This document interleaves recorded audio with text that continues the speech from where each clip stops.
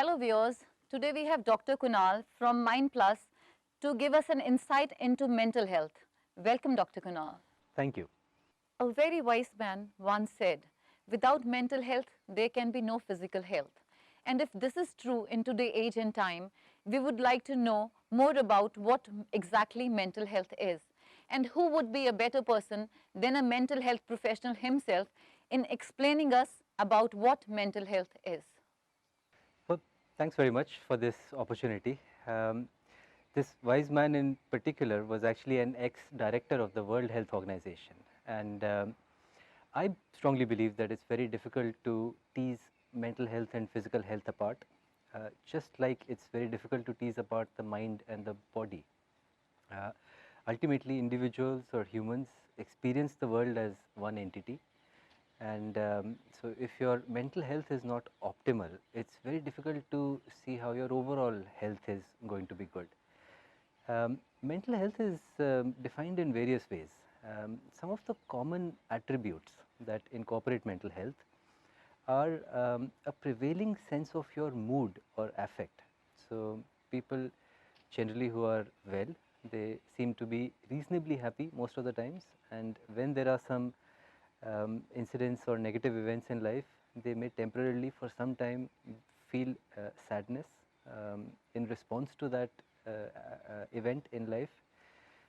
But sometimes where these states of mind, they continue to be pervasive, where you feel sad for no reason for very long periods, these may indicate that your mental health is not very good. One of the common things that mental health demonstrates is your ability to manage stress, to manage relationships, to work productively and effectively and efficiently. Um, so, in order to be truly happy and healthy, I think we should all believe in the World Health Organization's definition of health, which is a state of complete physical, psychological, and social well being, and not just the absence of disease or infirmity. Okay. Now, doctor, mental health and mental illness are generally being used as if they mean the same, but they don't. What is your take on this? I think there's a common perception that mental health professionals only work with individuals who have mental health difficulties. And the reason why that remains true today is because up until relatively recently, up until about 15, 20 years ago, mental health professionals did just that. They would only work with patients of depression and anxiety and schizophrenia and bipolar disorder. But you wouldn't really see mental health professionals talking to or working with quote unquote normal people. What's changed in the last 15 years is a couple of things. The first one of them is something called as neuroplasticity. So when I went to medical school, we were taught that the human brain stops growing after the age of 18 or 20 or 24. Um, so it's very difficult to learn new things, it's very difficult to change yourself, and if you didn't start at the right age, then maybe it's too late and maybe you can't do it. We now know that this is not true, and actually adults continue to grow in terms of the number of their brain cells, and more importantly the connections that these brain cells form. So in fact it's not just possible, it's quite easy to improve your positive mental health. Positive mental health is so the way to look at mental health is that you could either have good mental health or positive mental health, or psychological difficulties or mental illnesses. So good mental health or positive mental health is usually comprised of concepts like resilience.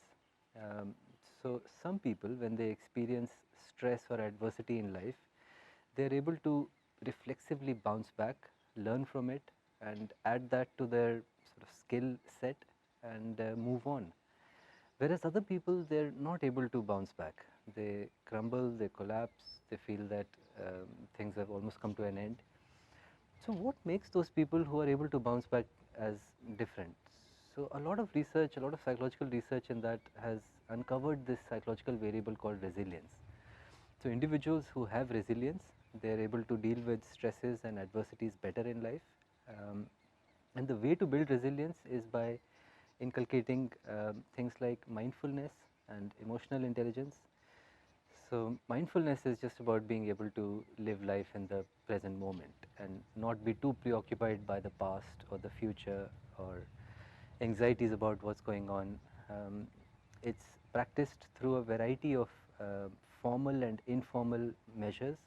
So mindfulness meditation is a formal practice, and informal mindfulness is things like eating mindfully or walking mindfully or even having a mindful conversation. So these are some of the things that are relatively new in the field of positive psychology, and today mental health professionals work with organizations and corporates and institutions like schools to help children and teachers improve their level of coping with stress and managing difficult emotions and managing difficult relationships. So the kind of things that normal people experience, people who don't have any mental health difficulties, and there are now these things that professionals can do. Well, clarifying the difference between mental health and mental illness was very important. But equally important is to know what exactly mental illness is and how common it is and how it is caused. So mental illnesses are of a couple of different types. Um, the general prevalence of all mental health difficulties is in the region of 20 to 25%. So the Royal College of Psychiatrists has this very famous campaign which is called 1 in 4. So they go to public events and they talk about how at least 1 out of 4 people will experience some mental health difficulty at some point in their life. When you look at different types of mental health difficulties, there are broadly 2 different types of mental health conditions. The first one is called common mental health difficulties, or CMDs. These include conditions like depression and anxiety, and these are far more common than severe mental health difficulties like bipolar disorder or schizophrenia. On average, depression is one of those conditions which is increasing in the world. India has been established to be one of those places where there is probably the highest rates of depression in the world, or maybe the second highest rates of depression in the world. So depression and anxiety are incredibly common. So I would say out of that 25%, about 20%, so about 80% of all mental health difficulties are either depression or anxiety. The relatively uncommon but severe conditions include conditions such as schizophrenia and bipolar disorder, and the prevalence of these conditions is usually in the region of around 1% each. So in total, severe mental health difficulties are about 2 to 3%. But given that these conditions are harder to treat, they have a much broader impact on individuals and families' lives. These conditions do cause a lot more disruption when people are ill. That sounds serious and makes me wonder that everyone affected by this illness is getting right kind of help or not. You've been in this field for a pretty long time now, and do you think people are coming up to you with their problems? I think that's a very good question. There are a couple of reasons because of which people either hesitate to approach mental health professionals or take a long time before arriving at the place where they can get the right sort of help. The first of these is a significant lack of awareness about mental health conditions. So, just like in India, people hear about things like dengue and see full page advertisements about it. In the West, there is a lot of awareness about mental health conditions such as depression and anxiety. So, what happens is that when people experience symptoms, when they experience pervasive sadness or when they experience sleep difficulties, there is a tendency to very quickly attribute that to a cause of why that's happening. So if an individual is stressed about something or worried about something, they would just say, oh, I can't sleep because I'm worried about that. And that would be a reason to not necessarily seek help at the right time. Another reason why people are reluctant to approach mental health professionals is stigma. So stigma is essentially a variety of attitudes and prejudices that people have about mental health conditions, patients who experience mental health difficulties, and sometimes even professionals who treat these sorts of patients. So we'll be doing a separate segment on stigma later on in the program. I think they have the fear of being judged also.